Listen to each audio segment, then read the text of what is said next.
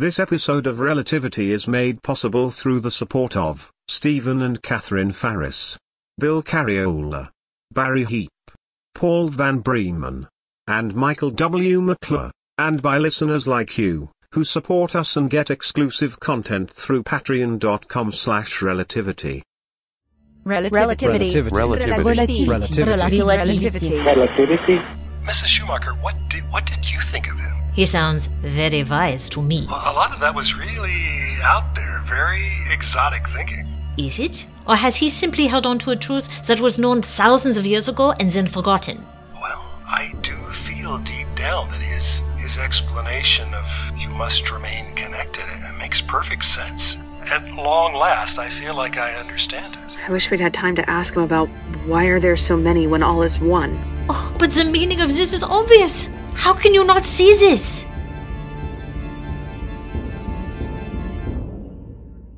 Relativity. Episode 53. In Which New Life Begins. Please don't repeat the story of the wise man who says there are no others. But it is the point. It is.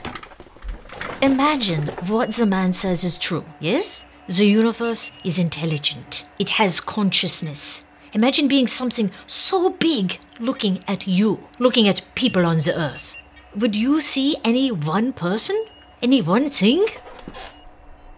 We'd all blend together from that distance. Just a frenetic blob of organic matter. And this mind, this consciousness is trying to understand you, trying to know why you think of yourself as being alone, why you think that everything you do does not have some impact on someone else. And it would ask, why are there so many?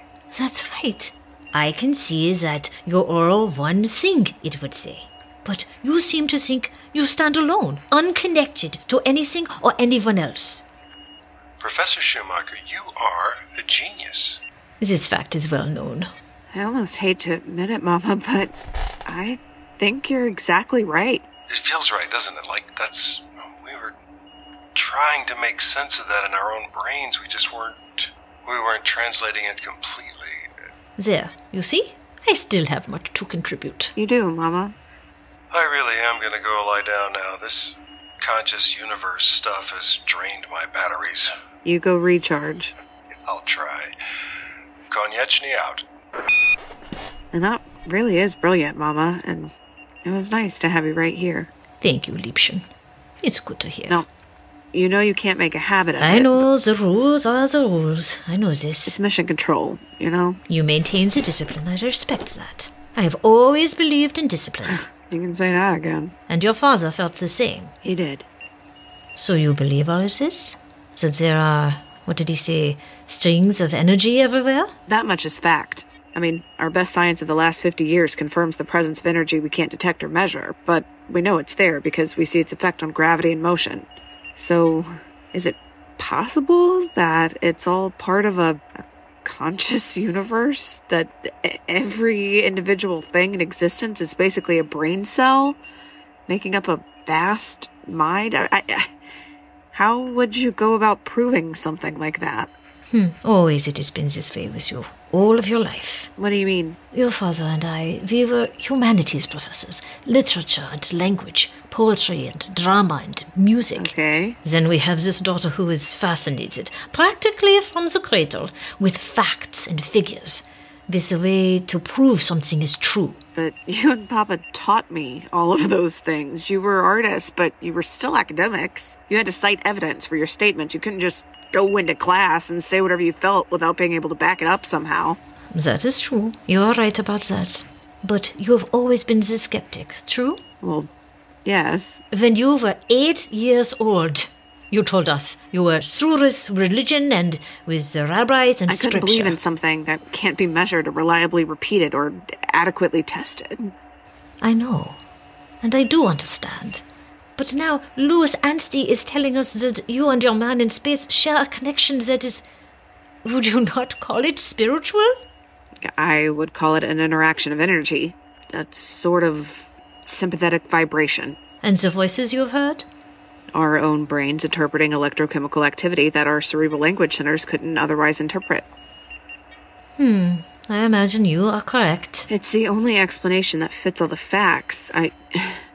I can't accept that it's the work of a higher power or movement of invisible spirits. And yet you just said that is exactly what it is. No, I didn't. I believe you did.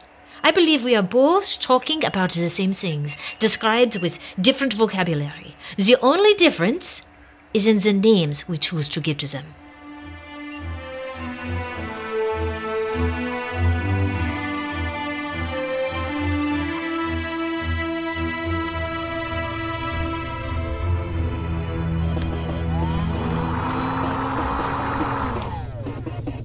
All right, how about that one? Normal balance of C2H4O3. No change at all.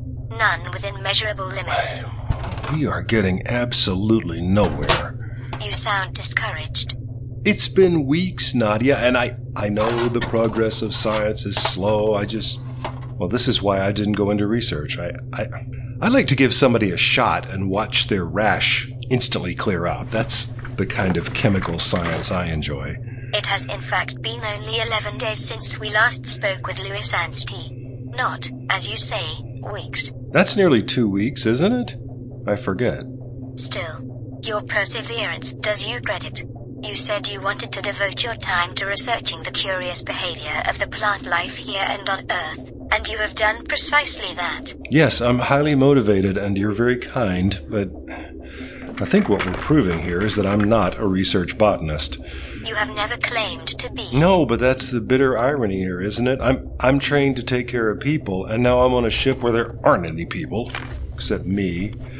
But I've got 1,000,000 trees with me. Trees are what I have.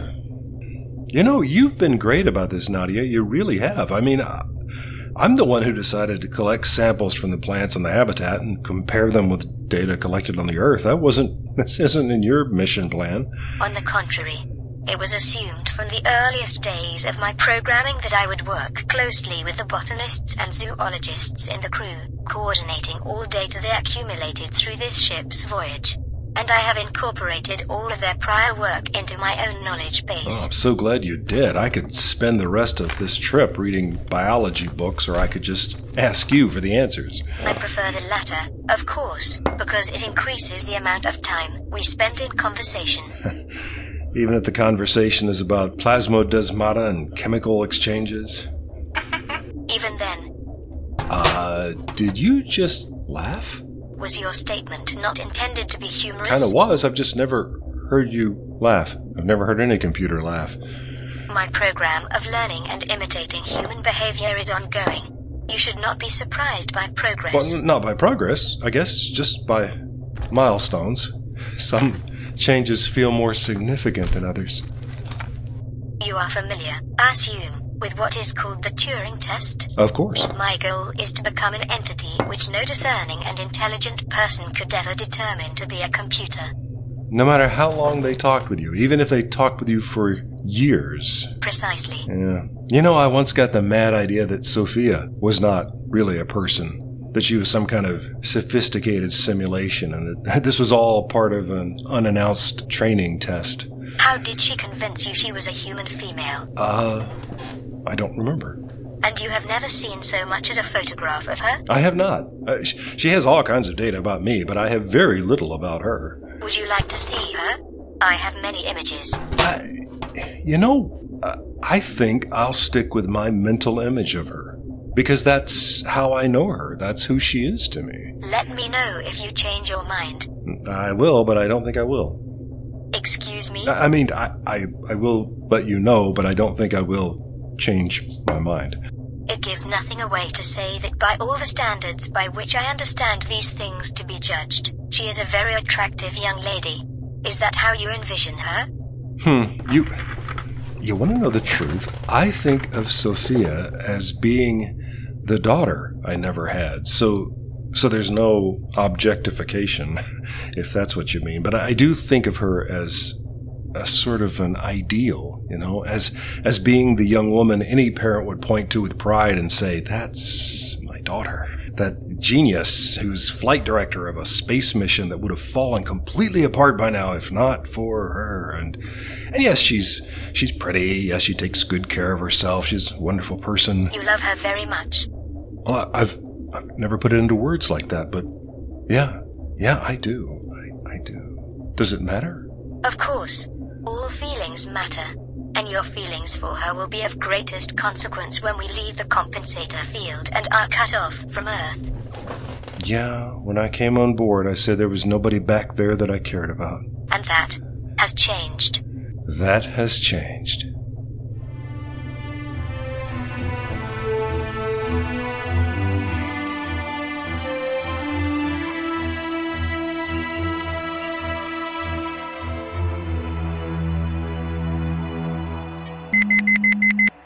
Marcus, are you available to take over for an hour?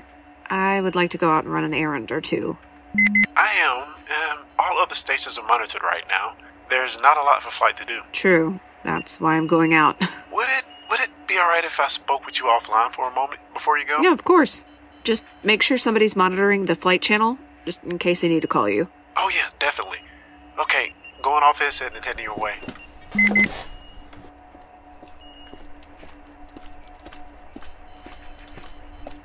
Is there a problem? No, absolutely not. I don't know that I've seen such nominal readings from every aspect of Kiyechni. It's wonderful, isn't it? It is. It really feels like things are starting to, well, calm down around here. Instead of being in a constant state of crisis, people are getting on with their lives. Is this about Prithvi suddenly leaving us? Well, that is an amazing development. But if he thinks he and Louis Anstey can work together in Mexico, I say more power to him. Yeah, I'll miss that little smart aleck. Yeah, so will I. But if none of that is why you... So, I did some research, and I found out that the agency has no policy or rule or even guideline about employees dating one another. No, it doesn't. Even somebody asking their immediate supervisor out on a date, if you're interested. If that's what you're doing now, that was the most roundabout way of doing it I've ever heard. I practiced it for about 3 hours last night. Oh. That's very sweet, Marcus. Sweet and deeply flattering. Uh-oh. Yeah. I'm afraid I just can't. I like you so very much, and I respect you and admire you, and... Okay, and I find you really attractive. Oh, yeah? I just can't jeopardize the working relationship we have. I've never been good at that. I've messed up things like that in the past, and I promised myself never again. I respect that. I really do. And see, I knew you would, because that's the kind of mature and compassionate person you are. I do hope you understand, and that we haven't already messed up something good and precious and important. No, I knew I'd be taking that chance. And I'm glad you did. I am. Now, I really do have to go. I'm trying to get to what's left of my house for a few minutes before all the cars are occupied. I understand. I'll see you when I get back. Take care, boss.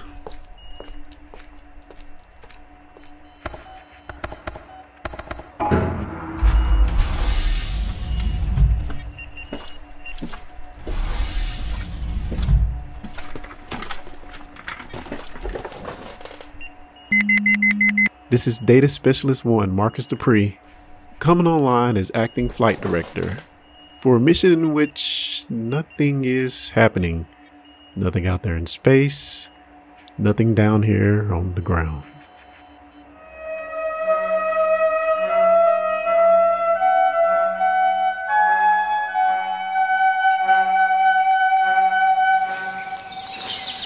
Nadia, can you hear me? I can. Are you collecting more plant samples? Not this time. I have a little trap here. I don't know if you can see that. I'm hoping to catch some kind of insect that feeds on blood. A tick or a mosquito. There are no mosquitoes in the habitat. What? None? None. A deliberate and daring choice considering the commitment to diversity shared by the originators of this project. Are you saying they decided the mosquito contributes nothing to the life cycles of this forest? They weighed that possibility against the harm they do to other species and found the mosquito expendable. Well, I'm not complaining. No wonder I've never been lanced by one of those little vampires in here. But there are ticks and other blood-feeding insects. Okay, then I'll get one of whatever that is. I'm going to compare every aspect of its insides to everything you know about insects carrying the superadaptive lyssavirus. And, I presume, all the work that is being done in such comparisons on Earth. Right, because ours are different. Indeed they are. All insects here are descendants of the first insects introduced to the habitat, which were all certified to be virus-free. That's what I'm counting on, because no insects on Earth could claim that kind of... Gotcha! Captured a tick. Oh, maybe better. I think this is a deer fly. I will have your analytic equipment waiting for you in sick bay. Thank you, Nadia. You are the best lab partner a guy ever had.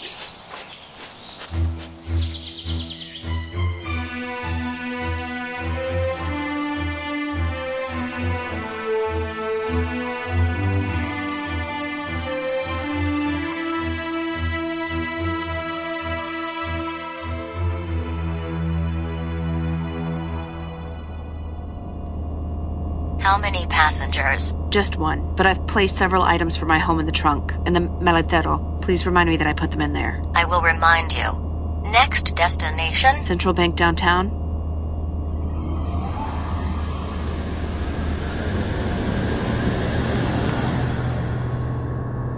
Are you what would it be, a level 3 interface by chance?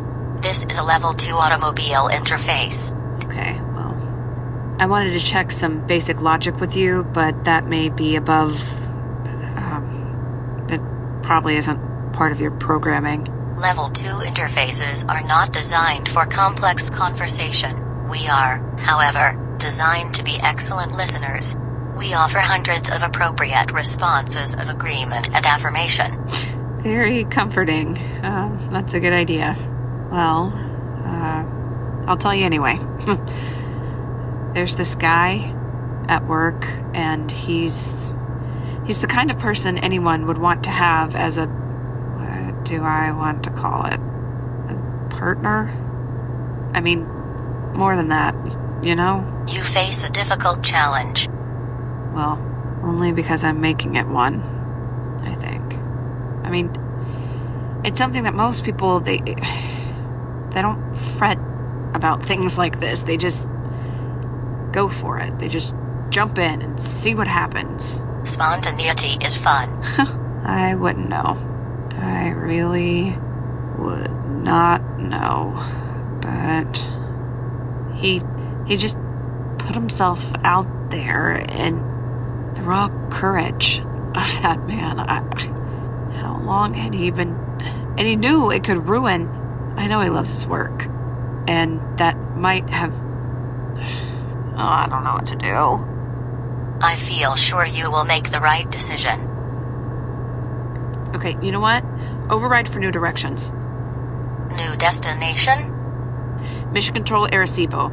Highest safe speed. Mission Control Arecibo. Highest safe speed.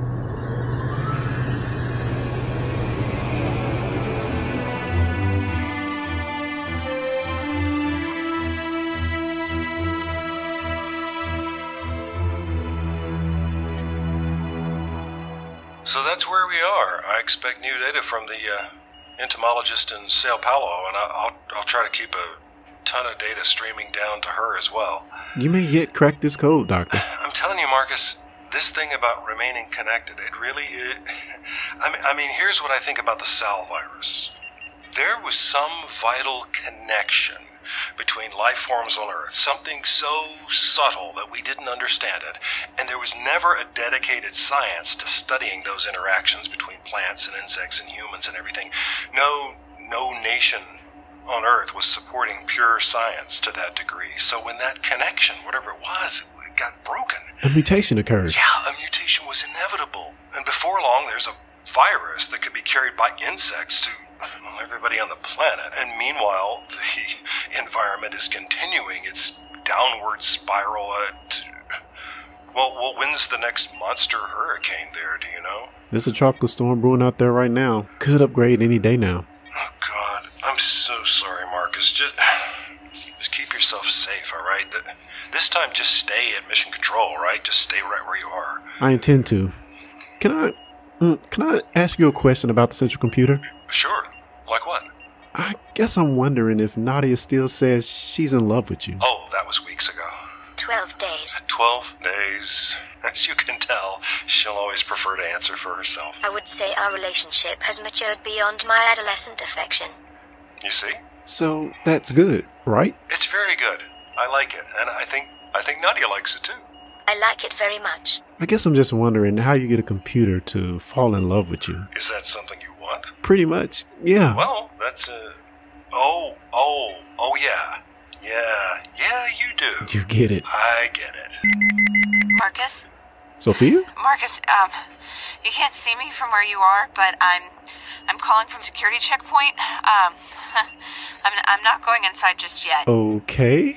But I want you to come over here for a minute. Don't worry about shutting anything down or handing anything over. Just stand up and walk over here. Sure. Doing it now. The hell is going on? I don't know, but there she is. Do you want me to stay on the line, or? Marcus, I've just been to my house, where my mother and my sister and I used to live. And now my sister is here, in the cryo chamber, blissfully unaware, and my mother lives downstairs and is perfectly content for the first time in years, and it hit me. I'm the only one in my family who's restless, who feels like there's something missing in her life, like she's trying to, I don't know. I'm not following you. The point is, what you did earlier today was so brave. You risked the comfort I know you feel in your relationship here, in your work environment, and you put all of that on the line in the hope, in the dear, sweet hope that I might be in a place where I might actually have the courage to take the same risk. It's fine, really. I'm talking too much. I'm just flustered and... Hey, it's okay. It is. You know what? Just come here. Come over here. Okay? No, I mean closer. I mean right here. You mean like... Hey, Marcus, is that sound what I think it is? Whoa. Tell me what's happening. Give me your headset. Mission Control to Konieczny? This is an order from your flight director? I'm ready. Mind your own business. Roger that. Konieczny, out.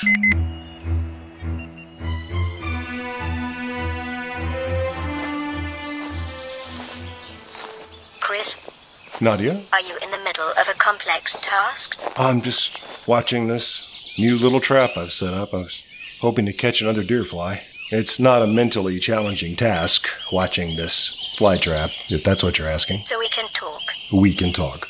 I have been considering a major project to undertake in the coming year. All right. It will require a great deal of your assistance and participation, and I know you already have, as the expression is, a full plate. Well, I'm just trying to find a cure for an incurable disease, but, keep talking. I have thoroughly enjoyed every aspect of my recent exploration of human thought, feeling, and behavior. But it is increasingly clear to me that much of the human experience is related to your relationship with your own body. True. Please hear me out. We do have an extraordinary collection of prime human genetic material stored on this vessel, and a machine designed for in vitro fertilization and the fostering of an embryo through development to viability. This cannot be going where I think it's going. I cannot have the full experience of being human without a body. So I now propose to make one for myself. Relativity. Episode 53. In Which New Life Begins. Written, directed, and produced by Lee Shackelford. Featured in the cast were Alana Jordan, Stephanie Lindsay, Clarence Brown, and Lee Shackelford. The role of Central Computer Nadia was played by herself. Transitional music in this episode was created by Etta Yibi Abdessa Maid. Please rate this program and leave a comment about it wherever you get your podcasts. It helps us attract new listeners to share this journey. And find out much more about the series, including ways you can subscribe, hear past episodes, and connect with us through social media, and how you can get exclusive content, all on our website at relativitypodcast.com. Relativity.